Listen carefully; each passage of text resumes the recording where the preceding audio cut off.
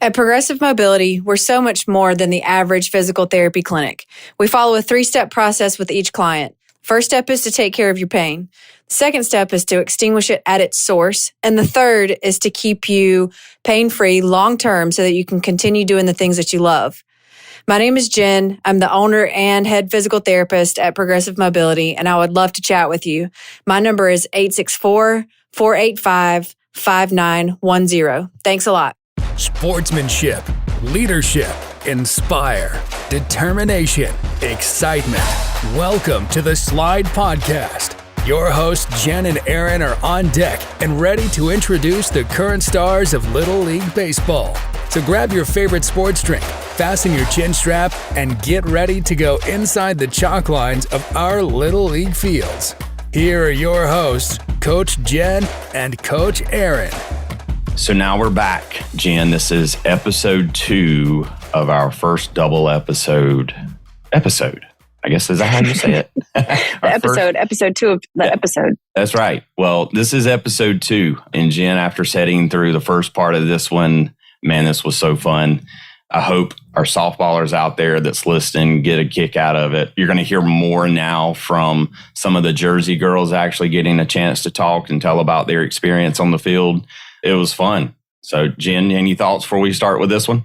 Yeah, I think so. When Aaron and I first started talking about splitting it into 2 parts, it was like, well, let's do that so that the girls are a little bit more comfortable and can kind of the coaches break the ice. But I think the girls did better, way better than we thought they were going to do. They did amazing, and they jumped right in anytime they had any questions. And so I just want to say thank you again to everybody for being on. And I would encourage everybody to listen back to this show. I think you'll probably hear more nuggets the more you listen to it. So listen to it again and see if you learn anything new the second time around.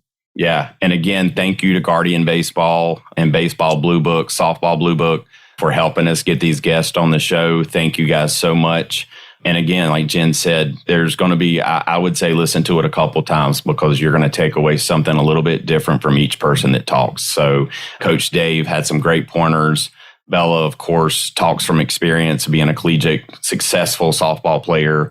And also, Jen, we hadn't talked about Tanya, but T-Money, she was on there talking about recruiting, social media. That's great stuff. Whether that's going to be good. Yeah, that's going to be good for parents and for the athletes. She was actually on a recruiting trip at that moment. So she was speaking prophetically about what she goes through as a coach. So listen to what Tanya has to say, because if you guys want to play on that level, she's a wealth of knowledge about that.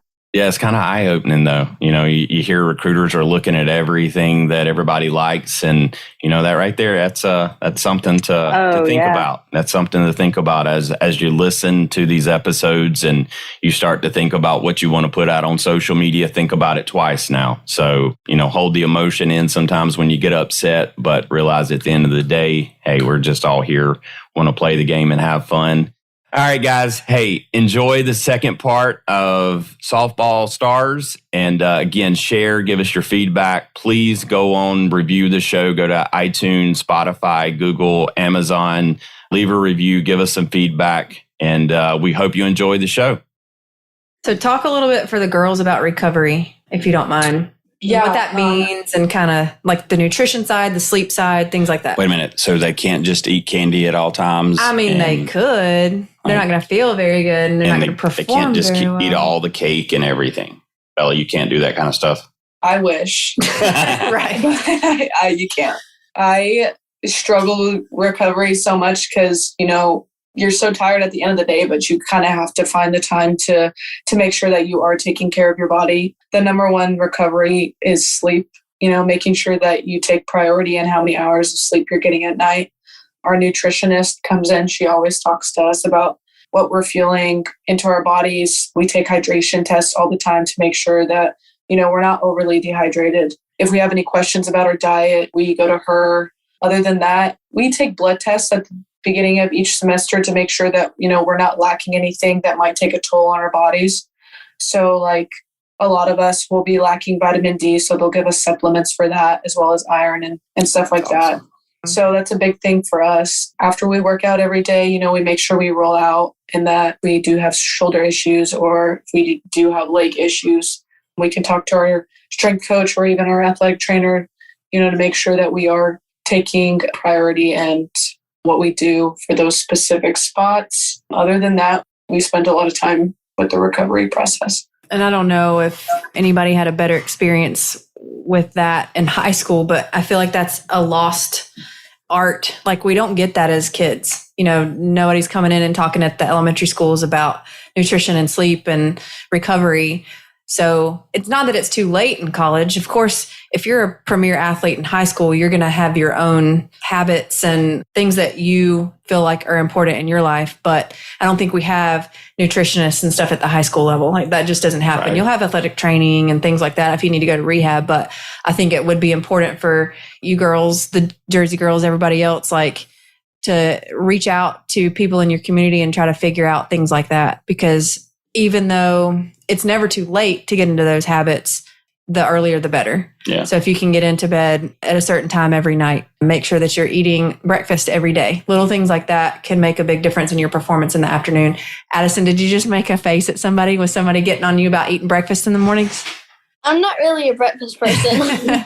That's okay. That's all right. I'm not really a morning person. Well, when Bella said she had to wake up at 6 every morning, I was like, well, there's one thing that I don't like right there. Riley, what's your practice schedule look like, Riley? Sundays it's 1:30 to 4:30, and Wednesdays is 6:30 to 9:30. Are those hard practices? No. No? You love them. She loves them. That's right. If you love what you do, it's never work. Not work. That's right. Awesome. Well, how much time do you spend on your individual skill work?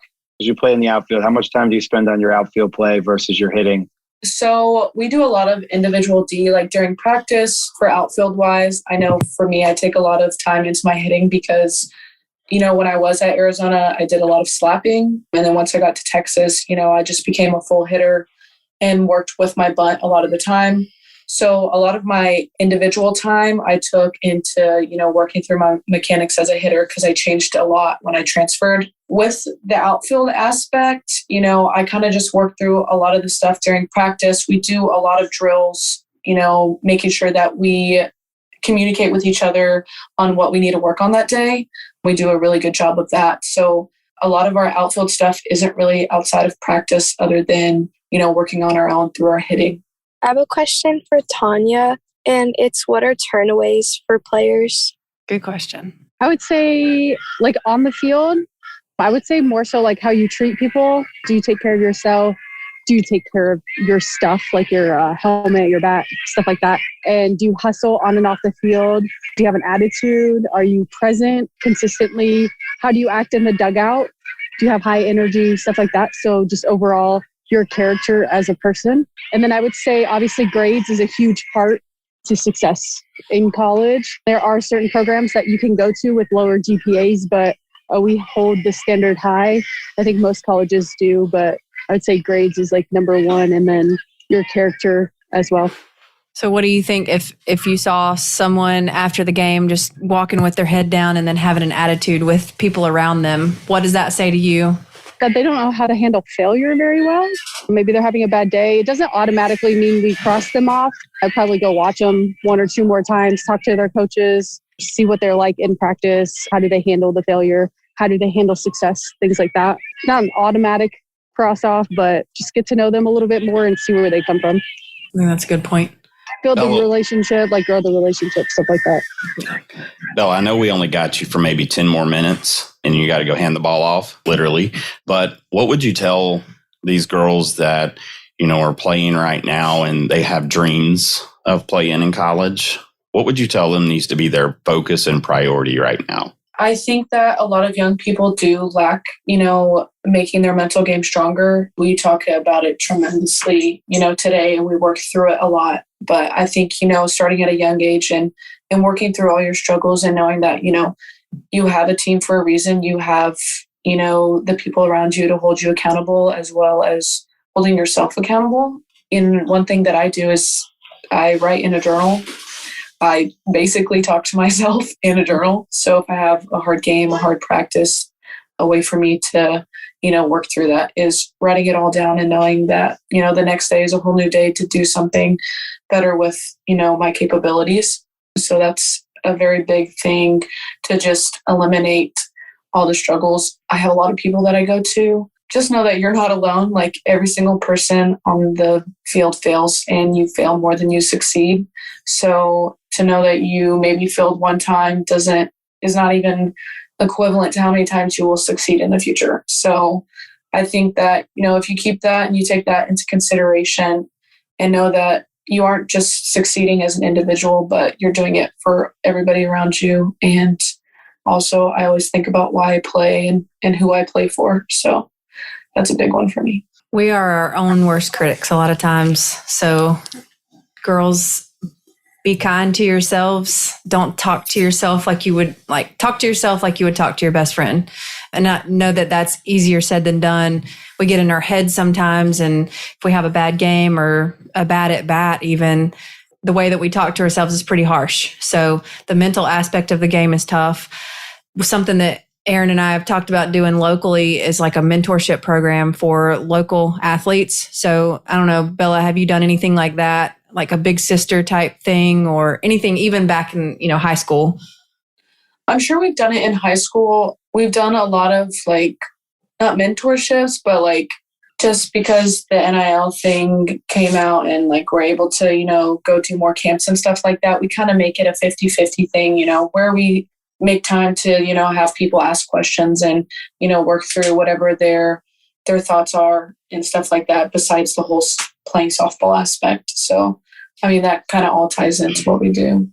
Coach Dave, do you do much mindset and mental training with your athletes? And we talk about competing and the importance of your mind when you're practicing and when you're playing. But to say we do it specifically, it's more done through conversation and just having talks about it. I think that athletes need to experience it themselves.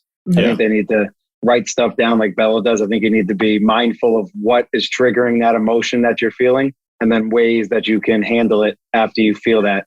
Just being mindful of what takes place prior to that emotion is critical. But I think what Bella said is super important, because you know what? Melody may have a bad practice tomorrow and she may write that down or do her way of it. But 3 days from now, when she may have the single best practice she's ever had, she can reflect back on that bad day and say, you know what? Tomorrow's going to be a better day.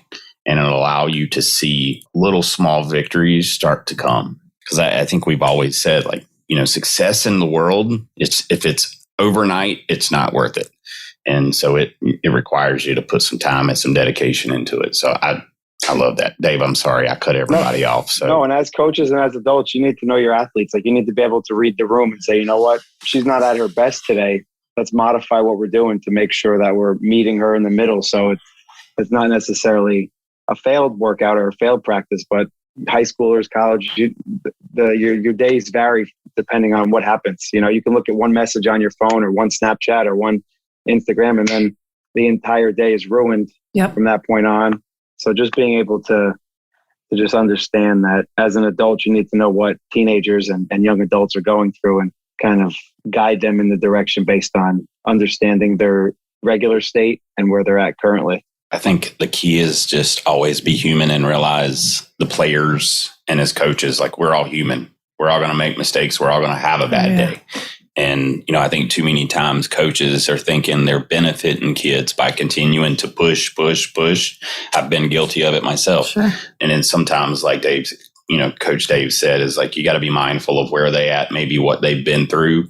And some of those kids, you may just be quite pushing them away from the game instead of continue. You think you're helping them, and in reality, you're just pushing them further away from the game. So, Melody, you have been super quiet, and you've been here, and I know you've got a great question probably brewing there, and I want to make sure we give you some time to, if you have any for Bella, we give you a shot before she has to hop off.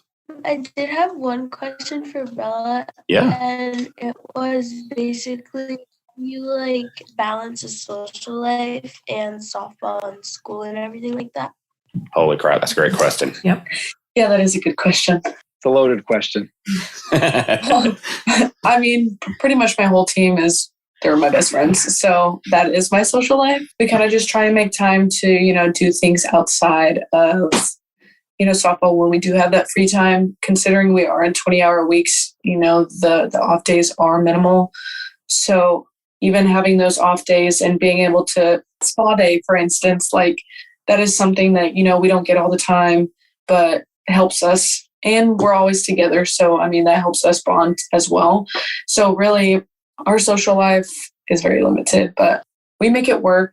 And, we make time for each other as much as we do softball. So I think, being able to realize your schedule and saying, hey, I have a gap here. Like, do you guys want to get dinner? That's a big step in like what we do and how we think about things.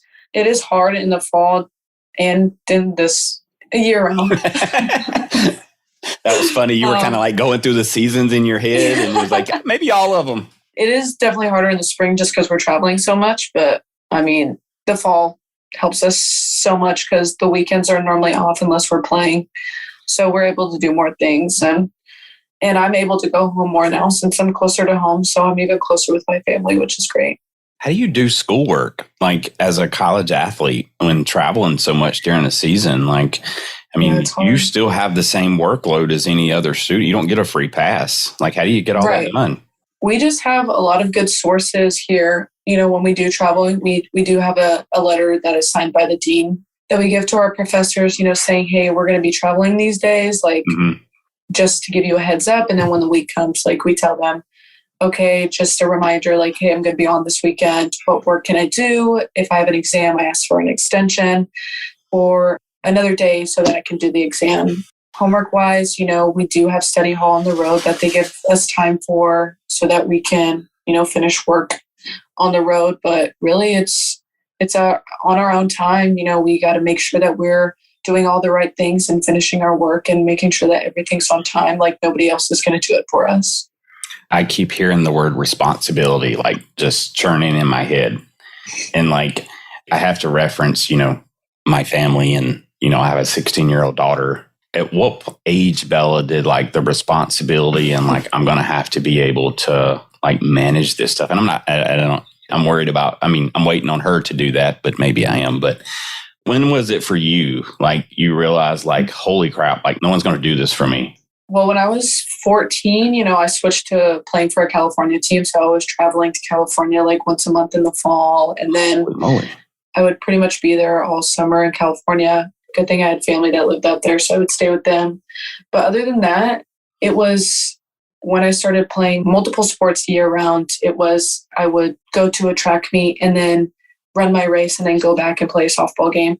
So it was like I had all these practices and I was pretty much getting the same amount of sleep that I do now, like early morning weights, knowing that I have to get my work done prior to my races or my games or my traveling. So I would say at least by my freshman year of high school, if not 8th grade, because I played sports in middle school as well. Wow, that's crazy. I just, what you guys have to go through today, like that's a lot. So I have to commend you for that. So awesome. What's your major, Bella? It's health promotion and behavioral sciences. Yeah. So lots of psychology classes and... Yeah. So when I was at Arizona, I was a physiology major and then it switched to psychology. And then when I got here with all my transfer credits, I lost a whole semester and had to like pick a major that went with, what I transferred with. So this kind of just leads me to the medical path and stuff like that. So awesome. Now, where do you see yourself once college ball is done? Like there is professional softball out there for our listeners and girls out there. And I had this conversation earlier today with someone is like, they asked me what happens, like, is your career really over? Like you really didn't even have a career if it was in college, right? So what does that look like for most college softball players? It's honestly sad to think about because you think about it and it's like, this should have been my last year, but I had the COVID year. Right. So this should really be my last season to play. And for them to bring out like the professional side, I think is a big jump for, softball in general. And it's whether people want to keep going in that path and if their bodies have the capabilities of doing so. And if that's what they really see themselves as. For me, I just feel like college is probably my endpoint and that, I have a whole nother life to live outside of, the sports that I've played for 24 years. So to be able to, move on to something else that I'm potentially even great at is something that I look forward to. But I think a lot of people, when you become a senior, you think like, I really feel like I was a freshman yesterday. So it gets all like sentimental, and, you look at all your friends that you're super close with and you're just like, how did it go by so fast? So that's crazy. But, I think in the baseball world, though, like there's a lot of kids, and as they grow up, they're still living in fantasy world that I can continue to play.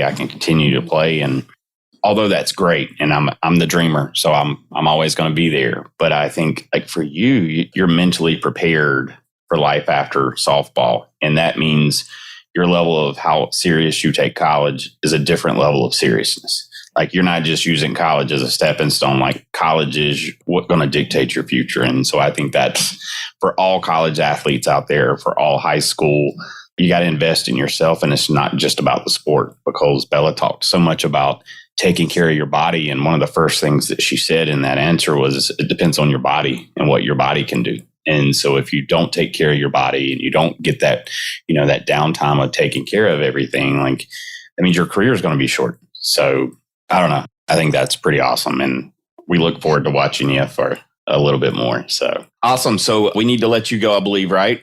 Yes. Awesome. Well, I want to say, Jen, and I'll let everyone else, but thank you so much for taking time out of your day to join us. I've learned a lot from just sitting here listening and trying not to talk, but thank you so much. Of course. Yeah, we really appreciate you being on. And go present the football. Yeah. Does anybody have any final questions for Bella before we let her run? I don't think so. Hey, but we're going to watch you in the World Series this year, so Go Hook them, okay? For sure. That's right. Okay. Thank you guys so much. Bye. Thank you. Bye. So, Addison, you are local to Spartanburg, which is where Aaron and I are located, and we do our podcast. Tell us a little bit about travel ball for you. You play travel ball, right? Yes. Okay, so give me like your top memory so far. It's definitely really challenging and stuff. And there's a lot of hard work that comes in the way to get ready for tournaments. The more tournaments you play, like the more harder it gets with other teams coming. And sometimes it's a little bit of pressure, but not really after you're prepared for it and you have confidence in yourself. How do your parents help you with that? Like, what role do they play in your softball career right now? My mom and dad help me like with pitching and stuff. And my mom keeps like stats after each game, each tournament and all stuff. So I can look back on it and see what I need to improve and what I'm doing really good on. So tell me one thing that you're working on right now. Trying to improve my speed and trying to work for putting the ball over the fence. Oh, you want to hit those bombs. I tried to work on that too. Let me know when you figure that one out. Okay. Are you right-handed? Yes. And would you call yourself more of a power hitter, a base hitter, a little bit of both? A little bit of both. Okay. And there's actually, and so in softball terms for those out there, so slap hitters. We have any slap hitters on our show right now? He's a lefty. No. Is it always a lefty? Oh, I guess because you're hitting it the opposite side. Sorry. This is baseball knowledge trying to translate, and it don't And I've work. always wondered why baseball didn't have slap hitting, but they don't. So lefties, and depending on if you're slapping, drag bunting, it puts you closer to first base. You get a head start at the run. Yeah. And so usually it's like the lead off or somebody really fast. Gotcha. We should have asked Bella about slap hitting. Is she a slapper? She's speed. So Yeah, she may so she might be. She may slap a lot. I don't know. That sounds pretty funny. No, but hopefully our listeners chuckled a little bit on that one. Hey, so Dave, what do you tell, so you've got 4 of your girls here. We've got Riley, she's 8. We have Addison. What's your biggest message to young athletes and young girls that you're training to prepare for life? Not even just we talk in softball, because I know you do a great job of mixing in the life lessons and how it relates to that stuff. How do you do that? I think the biggest thing that I have to do is just prepare the girls for life after softball. Kind of as what Bella was just talking about. how do you be a good teammate? Because everything you do in your life revolves around being a good sport, being a good teammate, and being selfless and doing stuff for others without really expecting anything in return. So just kind of teaching them that there's more important things than you, and sometimes to a fault, I live that way. So hopefully that the way that I carry myself kind of resonates with everybody else that I work with and talk to. But just kind of thinking about the bigger picture, although it's hard at times to think about other people when it's really just yourself. Yeah, I think that's a lesson for all of us, though. Like, we all need to realize it's not just about us. And yeah, it's hard, though. I mean, they go home. We get all nostalgic sometimes. I know. No, but it's true because we look back and it's like all the lessons that we've learned, not all of them, but a lot of them are from sports. Yeah. At how to be a team player and how to deal with adversity, or, it's just wild sometimes. So, well, the term in baseball that I love, and I'm sorry, Dave, we keep cutting you off, but you're good. The fact that a sacrifice bunt or a sacrifice fly does not count against your stats. Mm-hmm. Like, that right there is like a statement to me. It's like, to sacrifice yourself for the betterment of the team, we're not going to hold that against you. Mm-hmm. And I think that right there is like more people need to understand, like, it's okay to give yourself up for the team because you're doing it for the betterment of more. And it's like, some of the movies, it's like a message. We got subliminal. I think so. I think we just maybe moved and changed some lives right there. All right. Dave, what were you going to say? Were you going to say something else? No, I was just going to say how important it is to understand that, there's so many things that take place in the day, and just being able to understand what's going on around you and how it's not just about you, even though at the time it feels like it is. Just understanding you got to lend a helping hand more times than not. Yeah, and, so that's the biggest thing. I try to be selfless in that sense, and I try to talk about that, but the message isn't always repeated. Sometimes they're getting mixed messages from on the field with me for an hour and a half, and then the other 20 hours of the day. So it could be something different. So, yeah. Well, or from a different coach. I mean, I know Addison, you play rec ball too, right, Addison? Yeah. Yeah. So, I mean, even between coaches, I'm sure that's fun for you. Yeah. Listen, it's a challenge because I have my belief in what I think it helps prepare players, and some people don't share those same thoughts as I do, and that's okay. It's not one way or the highway. I think every coach has something to offer, but people need to be a little bit more open-minded to things and listen instead of respond. Listen to what's being said instead of thinking about their response. Yep. Well, and I'll speak from, I've played since I was 5. So you're going to have coaches that you might resonate with a little bit more.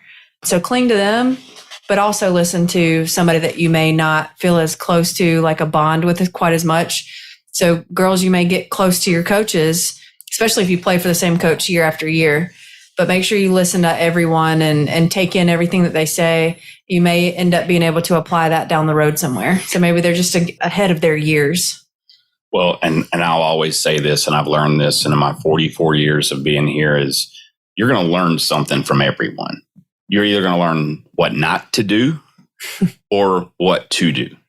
And just make sure you're always paying attention to that. And because here's one of the lessons that I think a lot of people need to understand is in life, you can't dictate who your coach is always, and you can't dictate who your boss is always. Nope. And so, like, sometimes we're going to have a teacher we don't like. We're going to have a coach that we don't get along with, but sometimes we just got to do it. Right, Dave? Is that how you would say it?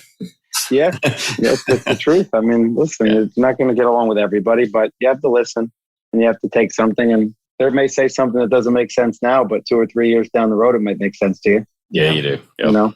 So you're going to have to trial and error. Casey, tell me one of your favorite memories from softball so far. Nationals. I really like nationals. We all really played together, and it was a really fun experience. And it was just after every little thing happened, we celebrated it. So you were vibing as a team? Yes. Where were they located? Where were you at? South Carolina. What part? Myrtle Beach. Oh, yeah. We call it Dirty Myrtle here. Oh, my gosh. Their nationals were at Myrtle Beach. Oh. Yeah. Okay. Yeah. So I will echo that for sure. Growing up and playing. Myrtle's dirty? No, well, yes. But that playing travel ball, the camaraderie was the best. We've talked about this on a different episode, but we used to like prank each other when we called in the hotel rooms and swimming in the pool. Look, everybody's laughing. So you guys do it too? Do you prank the rooms? All right. Who's got the best prank? All right. Let's just stop everything what we're doing right now. Addison, have you ever pulled a good prank on someone? Not really. No? Okay. Melody, for some reason, I feel like you're like the mastermind. Is that the case? Have you ever pulled a prank on someone? I don't really pull pranks on people. I kind of just like trick people for fun a lot. You do. Okay. You knew it. You had it. Yeah.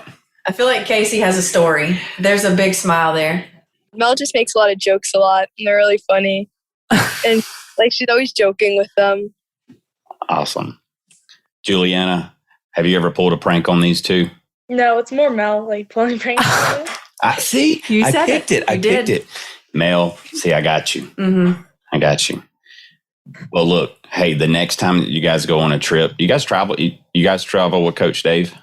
Oh, no. No, because he just does your individual lessons. Well, look, if you ever do, we got to like conspire together and we'll get him good. Okay. Yeah. Well, you guys have ever heard of the show Punked? Go do some research. No. We'll have to figure it out. Dave's shaking his head no. All right, Riley. Hey, what's some questions that you got for us? If you have any questions for these older girls that's played softball? Like, have y'all played a new position or something? Good question. Yeah. Okay, so for reg ball, I tried my first time catching. Yes. Really? Catching? How did you like it? It was fun, but I don't think my knees are built for that stuff. Nobody's Wait, how old are you again? 11. Your knees can be built to be made to be a catcher if you like it. If you like it, they can be built for catching. You're young. I think I'm more of a pitcher though. Didn't you say you play for 16U? No, 12U. Who said 16U? Nobody. I made that up. It was one of those voices. Okay. Yeah. I made it up. Okay. Yeah. Addison, if you want some catching lessons or want somebody to help you with catching, I'll help you out, girl. I got you. Okay. And I think individual. It does take a unique individual. Do you guys know what the Enneagram is? It's probably all catchers are probably Enneagram 8s. Enneagrams? Enneagram? It's like a personality test. Oh, no, I didn't know that. I'm going to make you take it. Okay. I'm always down for that kind of stuff. All right. David, are you familiar with that? Enneagram? No? Okay. Well, David and I'll take it. I guess I'm old. I don't know. Yeah, you guys You're take not it. that old. I'll put it into Google. There we go. So, Riley, you asked that question. Have you thought about changing positions? I want to learn how to pitch and probably be third base or first. Ooh. And what do you play now? Second? Yeah, second. Okay. So, Casey plays third base, right, Casey? Yes, I do. So, Casey, tell Riley, like when you first started at third base, because that's like we talked about this the other night. Like it's hard to play third base because you're a corner. Like how do you get good at that? It's the hot corner. With a lot of slappers too, you have to be really quick with the ball because you're going to get most balls from them, and they're really fast. Mm-hmm. So you basically just have to like get it and go. Are you fast, Riley? Yeah. Yeah. Then you might be really, really good at third base. Some of the drills that Coach Dave does with his athletes work specifically on that, being able to field and get the ball out of your glove really fast and get it over to first base. Yeah, we do that in some of our practices. Like we throw the ball and then we get the ball out as fast as we can, just throw it. Yep. Mm-hmm. Got to be quick. Casey, do you have soft hands? And not from lotion. So, Casey, are you aware of when I say soft hands, what soft hands means? Yeah, like kind of like glove control. Right. Yeah. Okay. We have to get so Coach Dave had to hop off from our call, but he's done a good job of teaching. Julianna, I saw you shaking your head yes on that one. So you must have heard the soft hands conversation, huh? Because you play short, right? Yeah. Yeah. Tell us about your experience at shortstop. Well, in 12U, like my whole life, basically, I played state because like I could catch a ball like in like 8U. Yeah. But once I went to like my first club team, like I got moved to middle infield, like short and second. Mm-hmm. But Yeah, and then I just like stayed there. Do you like short? Yeah, it's really fun. If you had to play another position, which would it be? Second. Yeah? Second just don't seem as appeal. Well, actually, you know what? I'll take that back. Casey, you can have third. I'll take second because third's dangerous. Are you all going to go to the same high school? I'd take first. You take first. The Jersey girls, you going to go to the same high school or no? None of you? Are you rival high schools? Not really, no. Okay. Hey, thank you guys so much for being on. We're going to ask you just maybe 2 more questions, and then we're going to let you go, okay? You guys have been amazing. So now we're getting to like the super important questions, all right? Riley, are you ready? Yes. All right, so you're going to be the first up for this one, and this is the question that I always ask everyone that comes on the show. And let me give you a little story of this. So my question is, what is your favorite or what would be your walkout song today? All right, so you probably already have a walkout song. Music's very important to me. We've asked this, and this is our 20th and probably our 21st episode right now because we're going to split this one in 2. And Jen's never told us her walkout song. So it's got to be like, I don't even know. Like, I don't know. She hadn't wanted to share it with us. So, Riley, what's your walkout song? We Will Rock You. There we go. Good one. That's it. That's classic right there. Queen, can't go wrong with that. All right, Melody, what's yours? I don't know. I've never thought about that. No? So y'all don't do walkout songs for... Oh, wow. Well, we're going to have to you got to have walkout music. That's unfortunate. Yeah. Yeah. I'm going to get on to Dave about that one. Mm-hmm. Julianna, what would yours be? I don't really know either, but I remember, I think 2 years ago, like when I first hit my first home run in 14U, first year 14U, my team, before I went up to bat, they were singing Under the Sea because oh, okay.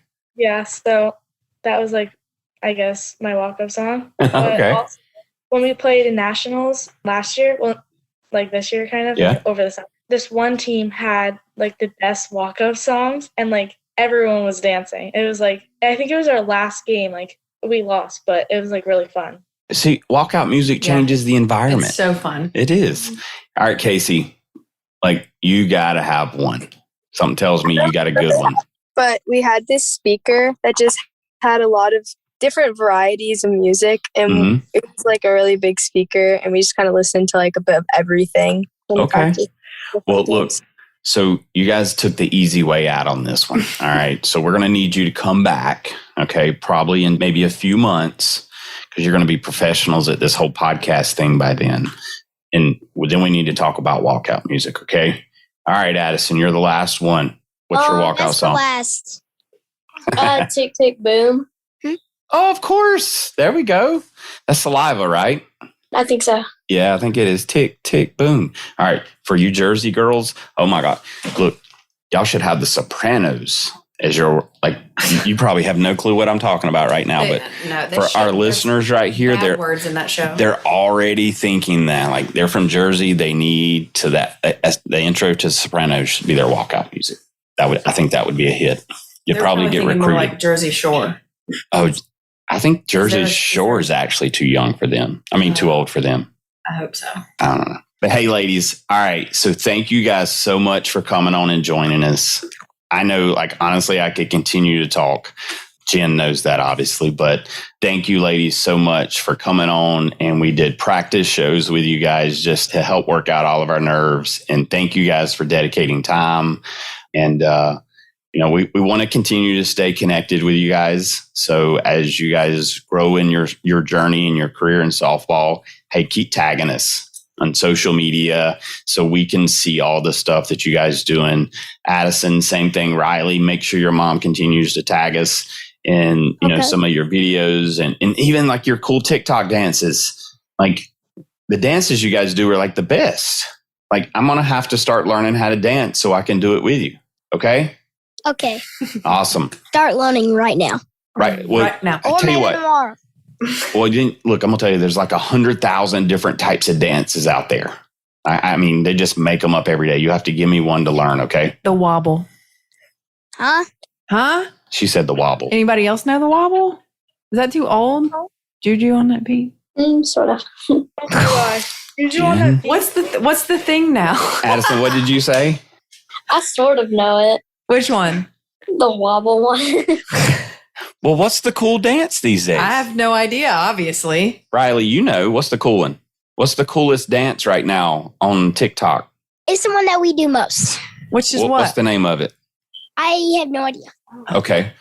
Addison, what's the cool song right now? I don't know. Julianna. No? Hey, you know what? These girls spend way too much time on the softball field. We need to have a conversation with your parents and your parents and your coaches. Actually, during nationals. Okay. My whole team, we had almost not really walk-up songs, but our pregame songs. So we used to dance to Juju on that beat, like the Watch Me Whip one. That is it's such a fun video. I know what they're talking about. It's such if you watch the music video, they're just having fun. They're dancing and singing. I love it. Well, if you want to juju on that beat, how do you do that? See, that's when that's like an old dad joke right there. All right. Look, Melody's covering her face up right now. She's just so embarrassed because I asked that question. So, hey, thank you guys again, though. We'll continue to find more reasons and ways to stay on with you guys. But we know everybody's got bedtimes and we got school tomorrow. So, hey, everybody, take care. Take your career serious, but take life even more, have fun, okay? And stay connected and say hi to us, okay? Every once in a while. All right. Well, hey, for everybody out there listening, thank you guys very, very much. Hopefully this episode was fun, entertaining, and educational all at the same time. So until our next episode, Jen, we'll catch you on the slide. There we go. Thanks for listening to the Slide Podcast. Make sure you subscribe so you don't miss any future episodes. In the meantime, stay connected with Coach Jen and Aaron on Instagram at The Slide Podcast Show, on Facebook at The Slide Podcast, and the Facebook private group, The SLIDE Podcast. Until next time.